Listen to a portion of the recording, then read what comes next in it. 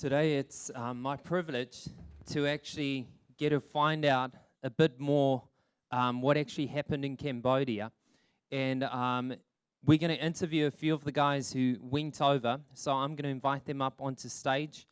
We're busy in a series called Waiting on the World to Change. And this whole series, we've been echoing, hey, we don't just want to be waiting on the world to change, but we actually want to be doing something. And it's so awesome that these guys went over for just over 2 weeks to go and actually make a difference. And I think that's awesome to be part of a community that's not only meeting the needs here in our local community, but also going abroad. And so, guys, maybe we can start off. Maybe you could just introduce yourself and tell everyone your name and maybe, what do you do? Is that cool? Right, we'll start here. I know I'm not a familiar face, but I'm Stuart Whitaker. My home church is actually ABC in Green Lane, and I'm a full-time student at Media Design School in Auckland. My name's Odin, and I'm a PT. My name's Nate. I'm involved in the Spark Young Adults Life Group here at church, and I also help out as a Fuel High School leader. And so I'm not sure if we've max capacity because I haven't been updated, but if you haven't signed up or you know a high school kid, sign up for our for our summer surf camp in Jan. Shameless plug.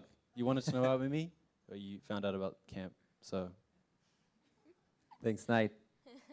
Hi, I'm Shiana. I'm a nurse at North Shore Hospital. It's good to be here. Awesome. Shiana, we're going to start off with you. So I want to go before the trip. Why did you decide, hey, this is going to be a good idea to take 2 weeks leave, save up quite a lot of money, and go abroad to Cambodia on the service trip? Could you share, what were you thinking? Why did you want to get involved with it? Oh, okay. I think I started coming to Grace Gate whenever I could off work, through Nate and Jen. And I was really attracted to the way that church, like you guys serve your community and you guys get out there and do things. I feel like love is best done through actions, not words. And I heard about this trip and I think it was a great way to show love through actions. I was really keen to get out there because I can't really speak the language, but we can just, love them by loving their kids. I think a good way to love people is to, show love to their kids. It was a great way to empower them through education and, through just lots of fun. Awesome. Yeah. Shiana, would you tell us, if you had to rate the trip out of 10, what would you give it? 1 being like not good at all, 10 being awesome, best thing ever. A solid 10 out of 10, I highly recommend it. Okay. It was so great. Awesome. Thanks, Shiana. Stu, so you guys went over, you helped build a playground and as well as a preschool classroom. Tell us a bit about what you got involved with. What was the whole team involved with? Sweet. So thank goodness we had really patient local builders there because I'm sure we must have messed up a lot of their stuff, but we also learned a lot of skills. So part of it was we needed to clear out kind of the weeds and shrub and so on around where the playground was going to be built. And then we had to do bricklaying to build up one of the last remaining walls. And you can see our learning curve in the wall. And we slowly got better and straighter. And then we had to build the playground itself, which Odin and Zach did a lot of. And then we had to do some plastering and some painting as well. So my favorite part was probably the plastering. It's quite therapeutic. Okay. And maybe, Odin, what do you think the value is of building that playground? Why do you think that was valuable to go and do that? It was just priceless. It's just I know it's just so powerful, and I feel just so grateful to go over to a country that I've never been to before and create something like a playground, but something that will outlast our generation and just bring so much just happiness to the kids. Yeah, it was just amazing. I overheard that, Odin, you would stand with your arms wide open and you'd have kids hanging on you the whole time. Is that true? Maybe it was like a human playground for a bit. Okay. I also overheard that you were a punching bag. The kids just loved coming up to you and punching Yeah. you the whole day. No, What was that? just connection. Okay. Awesome. Cool, Odin. Nate, I'm going to save you for last for some of the other questions, or else you might do another plug. But Shiana, maybe you could tell us a bit about the village and the community that you guys went to serve in. How did that look? And tell us a bit about it. Yeah, so it was super different from anything I've ever experienced. I quite like adrenaline rushes, so the driving was great. It was crazy. I think we died a few times, like almost died. Yeah, like they'd just drive on all different sides of the road, and it was just, it was insane. But they were so polite about it, eh? Like, if they almost like crashed, they'd just like kind of like bow to each other and just keep going. Yeah, they were so like chill. Like, I'd be like screaming in road rage, but yeah, they were lovely. It was quite industrial. I think everyone there was kind of living their life like quite exposed. They were on the streets like 7 out of 7 days, trying to get money for their family and trying to survive, like selling like little bits of, garden food or, whatever they could. So yeah, it was really fascinating because we saw their whole lives played out on the streets. We saw the family gather for the evening meal. We saw their pots and pans hanging. We saw them cook dinner. So it was really intriguing. I really loved it.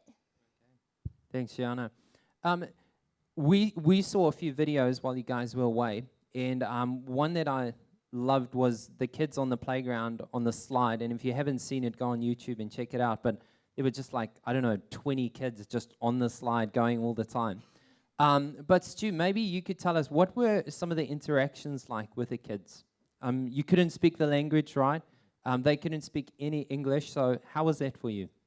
It consisted of a lot of hellos and thumbs ups and high fives, and lifting people up to trees. And so it was really, really good. I think the language barrier in an interesting way actually made you connect and learn how to connect with kids in a different way. So we played a lot of piggy in the middle and sports like that. All of us got involved with that. There was jump jam and things like that. They learnt the Macarena. So it was really cool. And what initially started out as just a group of kids, and you don't really recognize faces, it became quite a personal thing where you knew personality traits of some of them. You got to know some of their names.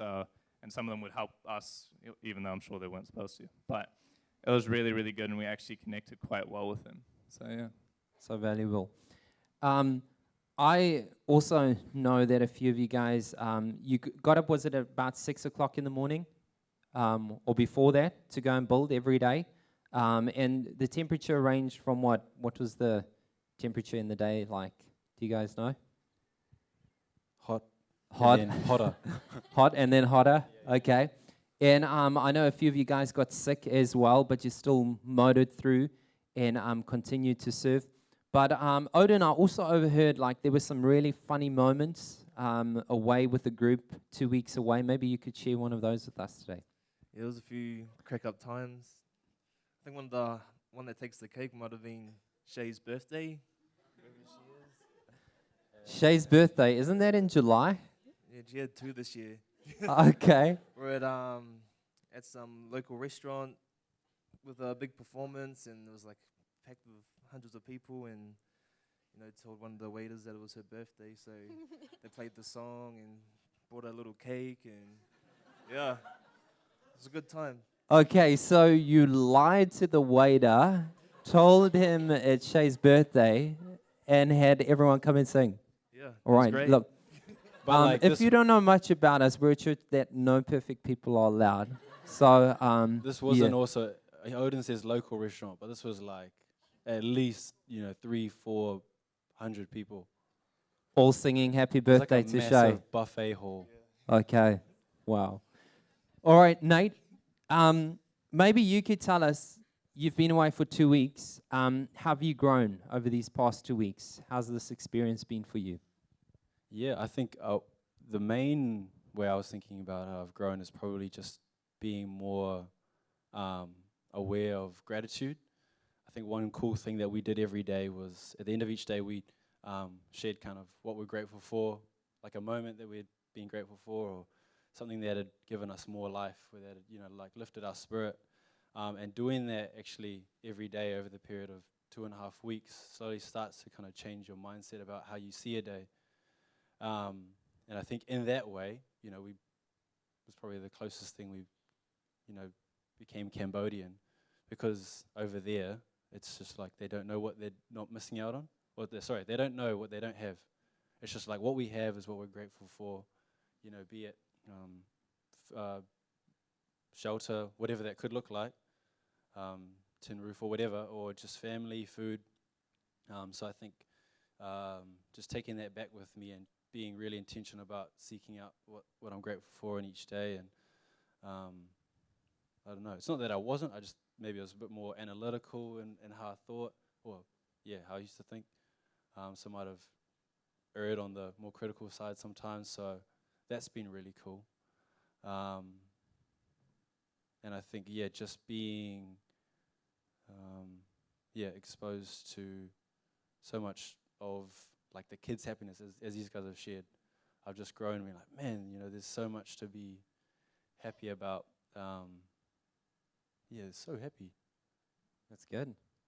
Just Which is living a crazy when you understand, like, the country's history and just how people can be so warm and welcoming and, satisfied with what they got. Okay.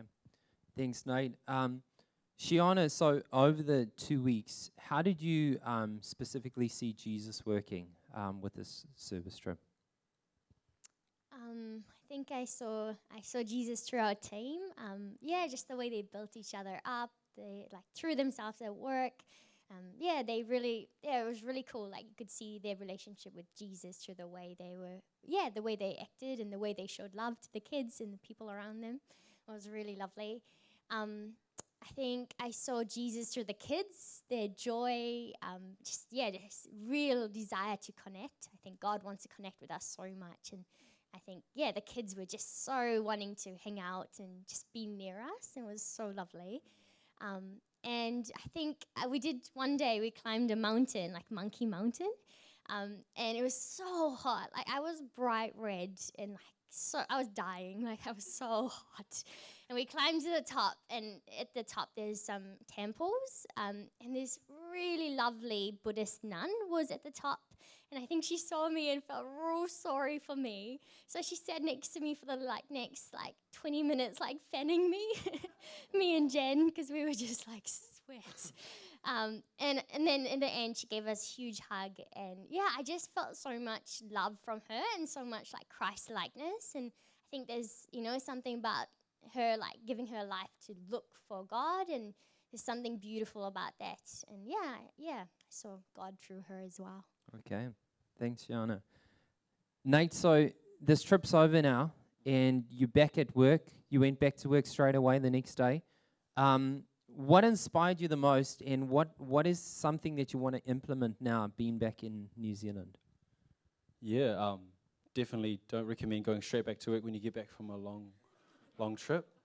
I think a day of rest could have rebooted me, but nah, went straight into it. But what inspired me, I'll echo what Shiana said first. Just each of the individuals that we were on the trip with, in their own kind of unique way. Like, for example, if you haven't met Odin, he's really funny, eh? I didn't realize how funny he was. So I think just the positive, vibe, positive wider that he brought to our team on a consistent basis. Like, one night, he was, just cold sweats, hard out fever, as he would say, sweating. Shiana brings the meds in, plus a little bit of prayer, I'm sure, and next day he's back up like, hey team, let's get back to it. And it's like, what? This guy's attitude, eh? And just so many different people. I got to see so many of our girls, Hannah, Shiana, Shay, Jen. Sometimes there just wasn't a whole lot of, brickwork or lifting logs that the we could help out with, and they just go, play games, start jump jam with the kids, volleyball, all of that kind of thing. And I just think the initiative that really inspired me, that they weren't just kind of like, oh, there's not much to do, sit around, like just have a rest. It was always like, okay, how can we fill the gap? How can we meet a need? Let's make the most of our time here. So the initiative was, and that's across the board. But yeah, every single one of those people inspired me. And if one of them wasn't there, like you'd feel it. The first week we were real healthy. I think we brought our, New Zealand energy with us. But by the second week, tummy bugs and just rundown sicknesses kind of was taking us out one by one. And each day, there might be a different person going, and you'd feel their presence miss, be it Stu or Odin or Shay. And even with Zach at the end, he had to leave a day earlier. And, we totally felt today. We missed it, just letting you know. So I think for me, what inspired me is just like how amazing, collective community is. Like we were having 3 days a meal. We were having 3 meals a day together, like breakfast, lunch, and dinner we would have together. And like I've never lived that communally, for such a concentrated time for so long, like 2 straight weeks.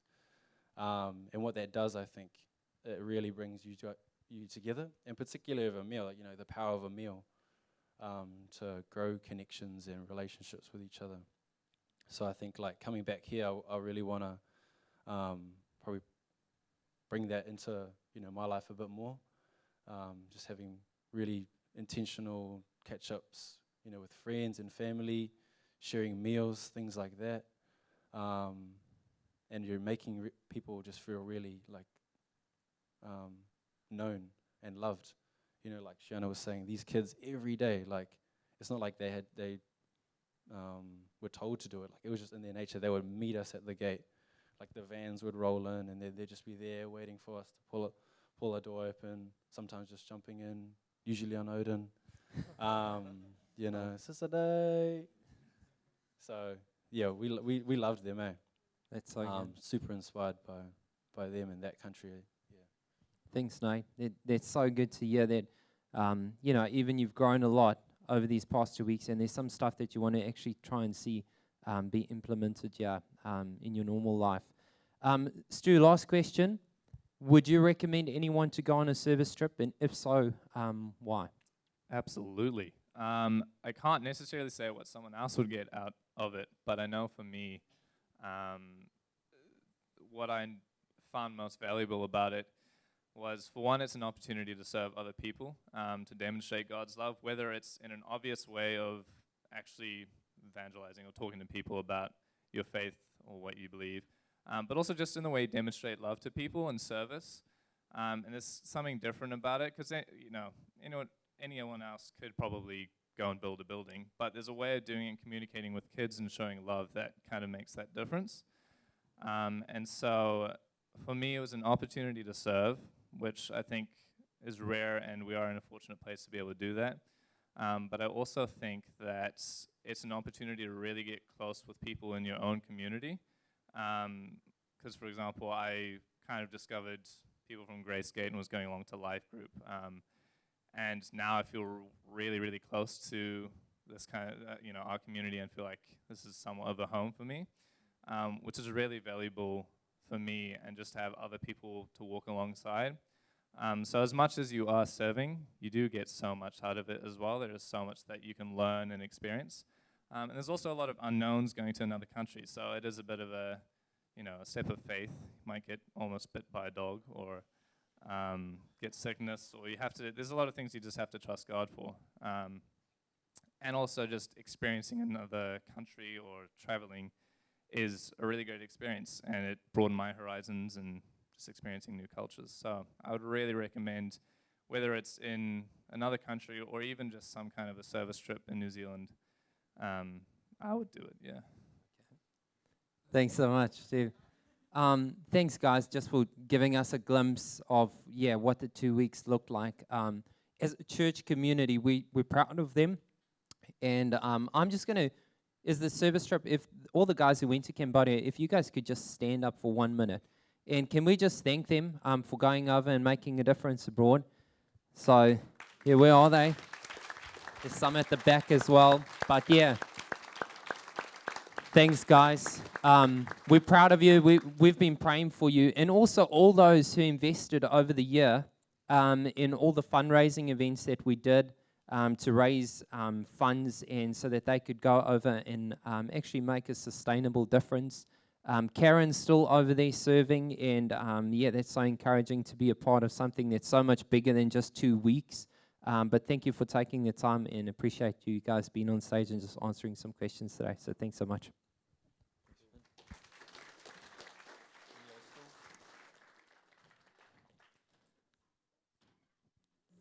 Today I'm extremely excited as well because Zols is going to be sharing the message, and it's good to have Zols back. She's my wife, and I missed her.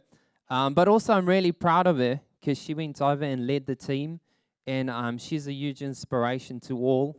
And today the topic is on love works, and I think, yeah, it's a topic that, yeah, she doesn't really have to speak about because she lives it out. And honored to have you share today, Zols. Thank you. Thank you. It's awesome to be back with everybody. It was such a blessing for me to be able to be there. I just loved the whole trip and the group. And yeah, we're just thankful for all the prayers that everyone was supporting us while we're there and everything you donated. It all just came together and made a huge difference. So thank you for that. But there was a few things that I missed. And yes, one was Wes. But another one was actually I really missed getting into the Christmas spirit. And so I'm one of those people that when the 1st of December comes, I want to get the tree, I want decorations, I want to bake all the Christmas things I can think of, and I want to rearrange the whole house. And so over there in Cambodia, it's actually not even a thing. They don't even celebrate Christmas. So I was like having withdrawals for nearly 2 weeks. So as soon as I got home on that day, I decorated my tree that Wes had pre-purchased for me. So I was very excited. But one of the things I love to do is watch Christmas movies. Is anyone else a Christmas movie fan? Yes, I'm not alone. It's going to make this talk a lot easier. So yeah, and one of the classics that I love is Love Actually. Does anyone know that movie? Yes, so good. And there's a song in it that says, all you need is love. Someone help me. I would have sung it, but I'm not one of the singers. But yeah, I love that. All you need is love, and that is exactly what we're going to speak about today. You've already heard about it a lot, but we're speaking about love works. And so if you have missed it, we are in part 4 of our series, Waiting on the World to Change. And if you have missed one, go back and check it out. You can go on our website. There's a link. You can watch it. And we've spoken about how unity works, how generosity works, and how hope works in changing the world. And today I want to look at how love actually works. So are you with me? You ready for this? Cool. So yeah, I think sometimes that the word love, it can get cheapened, and you can almost think like, yeah, I can get love at a garage sale or at my favorite ice cream store or in like a Valentine's Day card. And those things are cool, but the love I want to talk about is a love that we all got to dig a little deeper for, okay? So this is the kind of love that can actually work in changing our whole world as we know it. So this is a really big kind of love. And if you were asked the question, do you want the world to change? How many of you would say yes? Yeah? There's something you would want to change in the world? Well, if you want to see something change in the world, one of the things that you definitely need to do is love. You need to be willing to love more than I love that ice cream, or I love those shoes, or I love this or that, but the real kind of love we're going to dig into today. So this is something that thankfully we don't have to figure out what it is on our own. This is actually something that was addressed in the Bible. And there's a guy called John, and John was one of the followers of Jesus. He was one of the disciples who went around and followed Jesus, and he was writing to this community of people, a church that had also recently had their world changed. So these guys had just come together as a new church. They came from unbelievers, people who didn't know anything about God, and now they were believers, Jesus followers. And so they were struggling to figure things out. And so John decided he would write them a letter. So in this letter that he writes them, he sort of says to them, hey, I know you're struggling, but here's some tips. So one of the things is that he wants people to love everyone. And he lists a few things. He's saying like, love the elderly, love the young people, love people who are diverse and different to you, who have a different culture, love the people that have come from different backgrounds. Basically, he says, love everybody, okay? And so what he's sharing is actually just as relevant and encouraging and powerful for us today as it was back then. So we're going to read the verse for you, and it's found in 1 John 3:18, and it says, "Dear children, let us not merely say that we love each other, let us show this truth by our actions."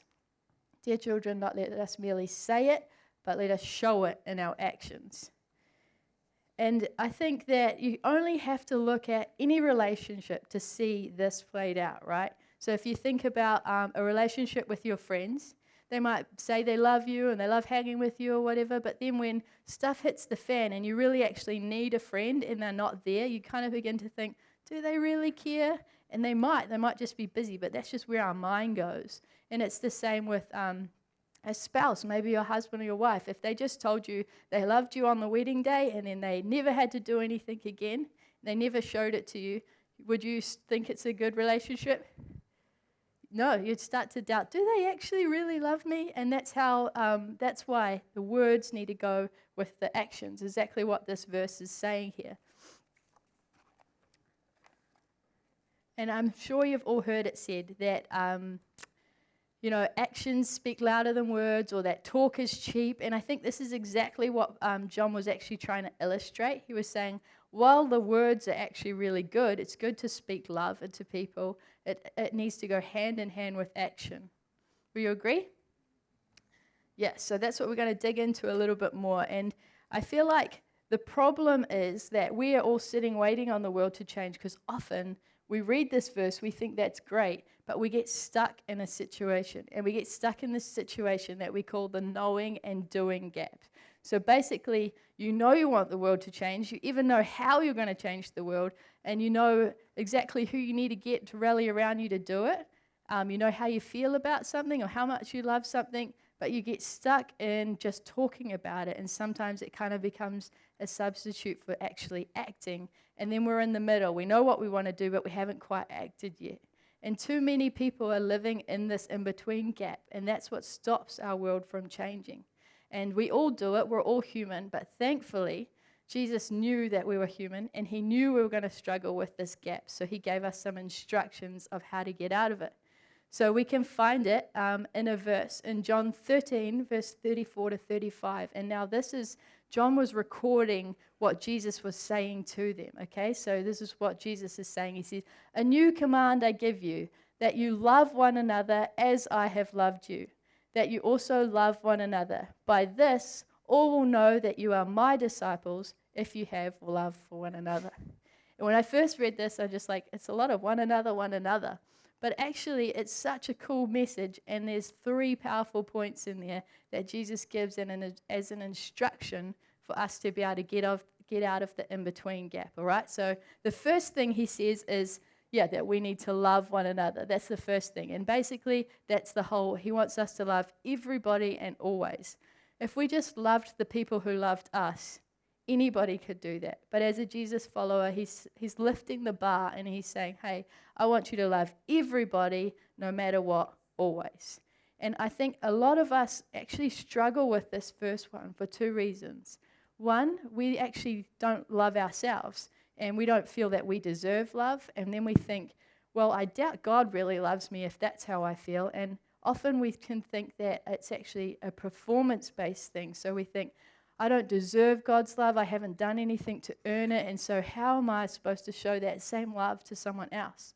And if that is you, then the cool thing is for you to remember that actually this love that Jesus gives is free, it's unconditional, and it's for everyone, regardless of whatever situation you've been in or whoever you are. And once you receive that yourself, that's when you can give it to everybody else. So maybe that's the first step for you today, is to figure out just how much God loves you, because it's a huge, huge, huge amount. So that was the first thing. And then the second instruction Jesus gives us to get out of this gap is to love with the same measure and example as I have loved us. So Jesus says, all right, first you got to go and love people. The second thing you need to do is you got to love with the same measure as the example that I've given you. And we don't have to go and figure this out on our own to figure out just how much that is. There's actually, as soon as you open the Bible, there's story after story after story of Jesus showing this. He didn't just stand and speak to a crowd of people. He actually matched what he said with his actions. And there's stories of him going and healing people. There's stories of him sitting and having a meal with people that he wasn't even supposed to be around, that were outcasts of society. There's just huge lists of him setting the example for us. He didn't just stay in one place. He crossed oceans. He moved to different towns. He went to people's houses. He just fed them spiritually and physically. And he gave such an example for us to follow that it's all we need to do is lean into him a little more to figure out how we do that. So that's the second point. And the third thing that we need to do, the instruction he gives us, is that he tells us to imitate him so that people will know you are my disciples. So basically, the more time you spend with God and the more time you spend loving other people, people are going to realize there's something a little different about you. Like, why are you like that? Why do you love people so much? And our love for other people actually just reflect to Jesus, right? So he's saying, imitate us. And I feel like that's exactly what the Cambodia team did. They gave up their time, they took time off work, they gave up their money, their skills, everything to go and love on people that they hadn't even met before, just because that's what God's asked us to do. And it's the same back here. People were praying for us, giving money and contributing, and that's exactly this in action, so that people will be able to see God through what we do. This part is challenging, and maybe if maybe if you don't actually think you believe in God yet, or you're not really sure about it, so you're just tuning out and thinking this isn't for you. It is for you, because even if you haven't figured out if you want to believe God yet, or if you're a Jesus follower yet, I can guarantee you that it is beneficial for you in any relationship you have to be able to actually not just say things, but show it as well, to put things into action. And the best part is, it actually doesn't just benefit you personally, benefit them personally, it benefits you as well. So you're loving on someone else, and you're also receiving that yourself. It's just a double win. So why wouldn't you want to try it? Even if you don't believe in God yet, I challenge you to put it into practice. I feel like the third part of these is actually really crucial, because it shows how this is how the world can actually change. When people are seeing something in us, they want to know what it is. That's how the world changes. And it's not about us just saying things, but it's about us actually living it and showing it in proof. So there's a question that I want to ask you guys, and it's a deep one, so get ready for it. It says, is the way that you are currently loving people showing others that you are a disciple, a Jesus follower? If you think about your life at the moment, is the way that you're currently loving all people showing people that you are a Jesus follower? Are you reflecting Christ with how you're loving them? And this is everyone, not just the people that it's easy to love. This is the person who makes your coffee in the morning, or the people when you're in traffic, or the person when you're getting your groceries, the person at work who you share offers with. This is everyone. Are you loving them in such a way that they can see your heart for Jesus and that you're a Jesus follower? I feel like it's a pretty deep question, and it kind of makes you uncomfortable. But the thing is, none of us get it right all the time. I certainly don't. I mess up often, actually, trying to love people with the same measure and example of God. And I feel like Jesus knew that, and he still offers us grace when we do mess up, and he offers us forgiveness to try and try again. And eventually this is going to become more easy. It's going to become a natural habit if we just keep trying. So don't give up if you mess up. And every time that you do mess up, the thing is, it can be a challenge for us to remember, okay, I need to check in with myself again. Am I loving people with the same measure that God asked me to? It's a question we constantly have to ask ourselves, because it's not going to come easy. I know that this loving thing doesn't naturally fit with a lot of people, and the word love itself can often put a lot of people off. But it is actually something that we were all designed to crave. God knew that we would crave to be loved, and it's something that we would love for ourselves. So it's actually good to remember that other people would love it for them just as much. And Jesus asks us to put this kind of love into practice. And when we do, this is actually the brand of love that represents him. So what's the brand of love that you're currently selling? Is it one that's of value that would be good enough to reflect Jesus? Because when we're a Jesus follower, this is what he asks of us, but it's also the mark that distinguishes a Jesus follower from someone who's not. That's the measure of love that's lifted. And this brand of love that Jesus shows over and over again in Scripture, and he's still doing it to us now, it's a love that's costly. It costs you something. It's a love that offers sacrifice. You got to go out of your way for someone. And it's a love that asks you to actually be present, to be present in the small moments as well. It's more than just words, but it's actually living it in action, no matter what the cost is. And I think, how cool would it be if people could actually see your heart for Jesus and see Jesus just through the way you interacted with them? I know I would actually love it if people could see my faith and my heart for God just by the way I spoke to them and connected with them. And I know all of us would feel the same here.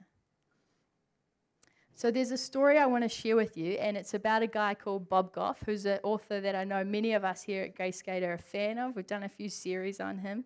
But he's sharing about this brand of love. It's illustrated perfectly in his story, and he was saying that a few years ago he was surfing, and when he was surfing in San Diego at this cliffs, famous surf spot. So he's at the base of all these cliffs, and when he's surfing, he comes off a wave, and the wave is so strong and so powerful that it snaps his board and smashes him into the bottom of the cliffs and the jagged rocks there. And he just gets smashed over and over into it, and he's trying to gasp for air in between the dumpings of waves, and he's just really struggling there. He even says that in that moment, he made peace with God, and he really thought, this was it for me. This is the end of my life.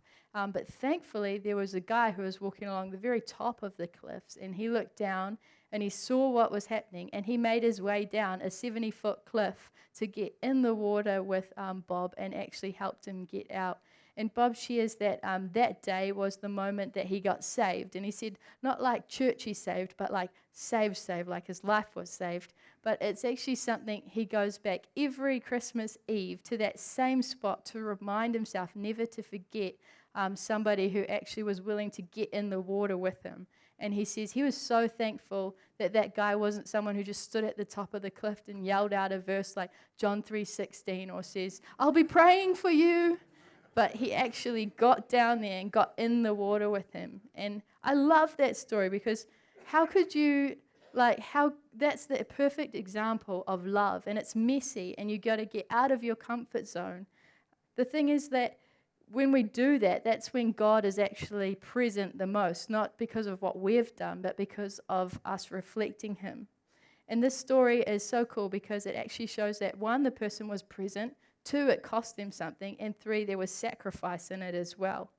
That's the story of showing how you get out of the just knowing and saying something to him, but the actual doing and getting in amongst it and out of our comfort zone.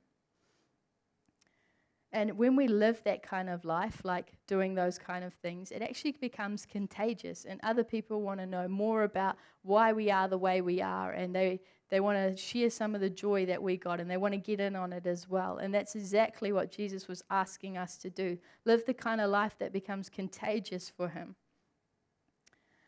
And there's a catch. And lots of people think, there's always a catch. But the catch is only this. It's actually that you can't love with that kind of love on your own strength. You can try as much as you want, but you will fail. And God says you don't have to try on your own. I can show you the kind of love that you need. And when we lean into him, when we read his examples, when we let him be the guide of our life, he will show us how to love so much more than any kind of love we could do on our own. While we were in Cambodia, one of the things we got to do was actually go to the killing fields and to the museum at S21, which is basically, there was a horrible time in Cambodia's history where there was this genocide, and actually 2 million people were murdered in it. And that's like half of our country. So That is pretty overwhelming to think about, and it was a really overwhelming time being there. But a story that really stood out to me is one that I read after it. There was a guy called Rakesh, and he shares his story.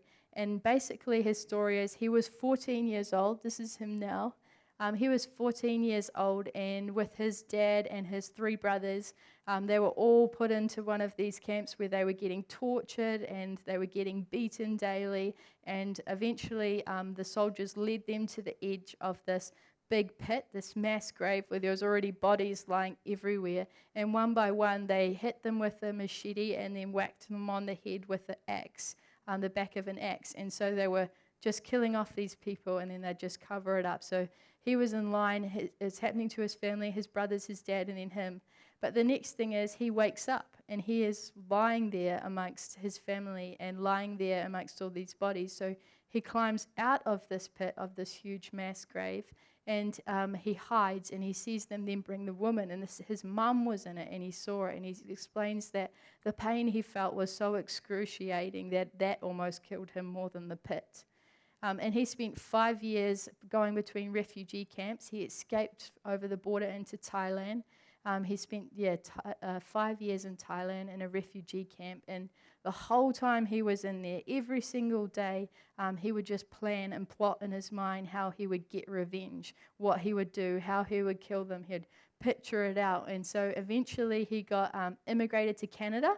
And when he was in Canada, he started working to get money to go back and fulfill his plan, his plot to get revenge for his family. And so he told people what his plan was, and he was working. And in his work there, he met a guy who invited him to come to church. So he went to church, and after a while, he actually began to find out more about this faith thing and God for himself. And so much so that his faith and his personal relationship with God really grew. And a few years after him discovering God in his faith, he just realized he just wasn't growing anymore. And the fact is that he was living with this unforgiveness in his heart.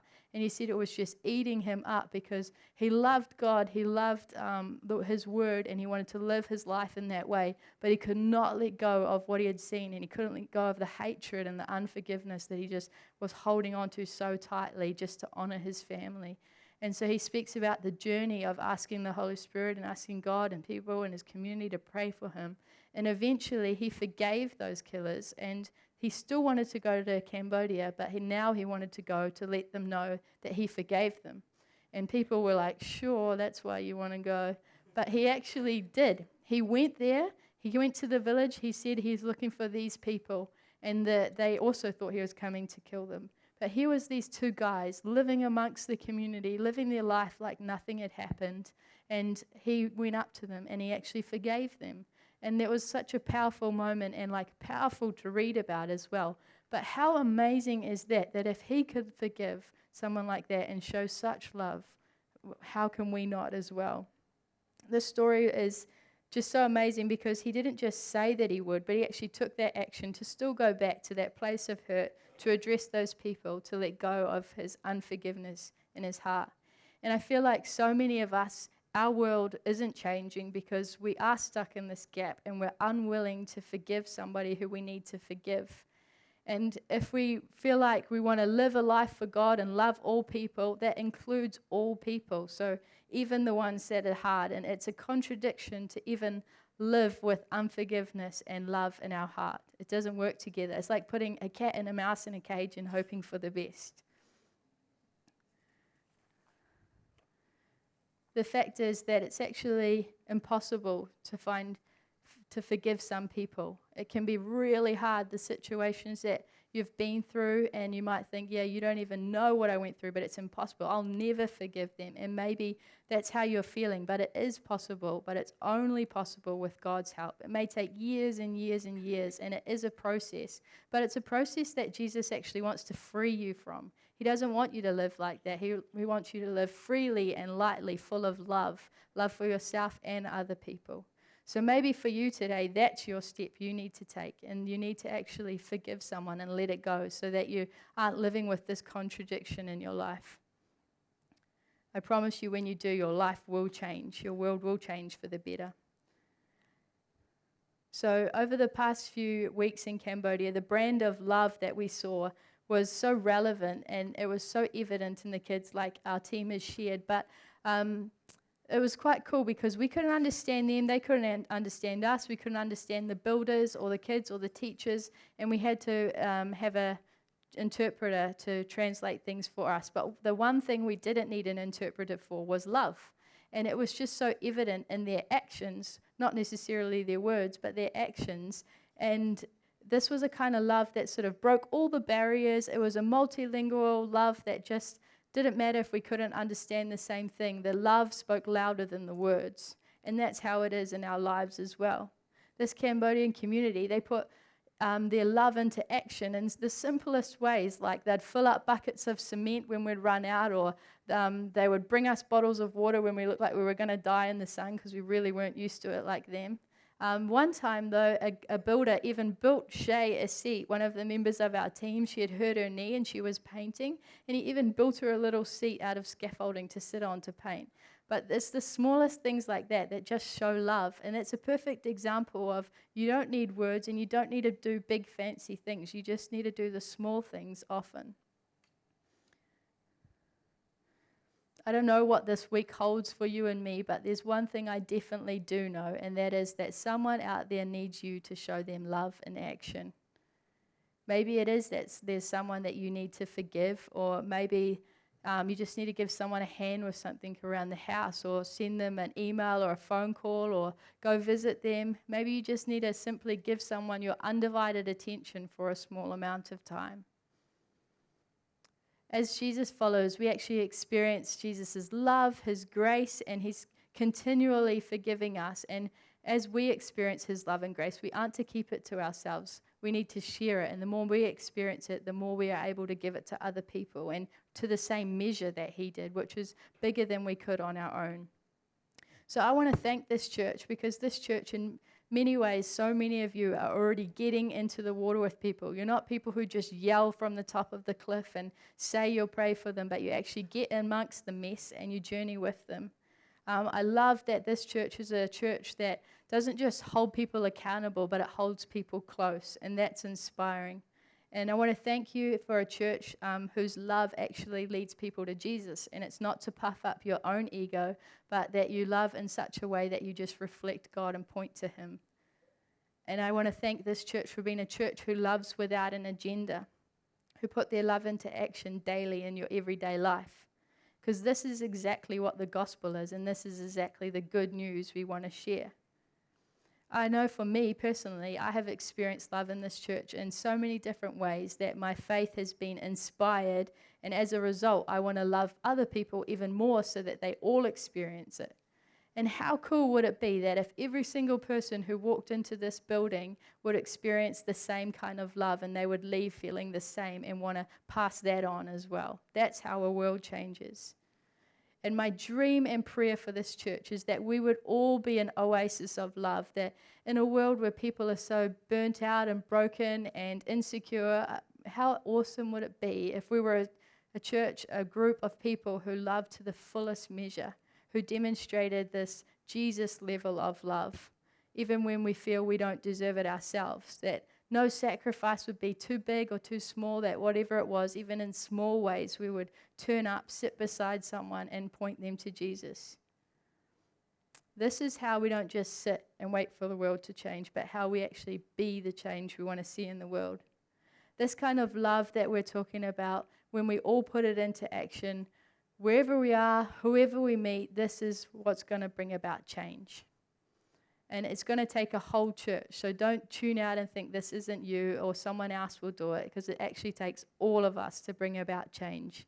And I feel that as a church community, we can do this, and we can change our community, and we can change, starting with just changing one person's life. So are you guys with me? Yes? Because I feel this is going to bring about change for the next year to come, and it's going to be an inspiring time, but we all need to be in it.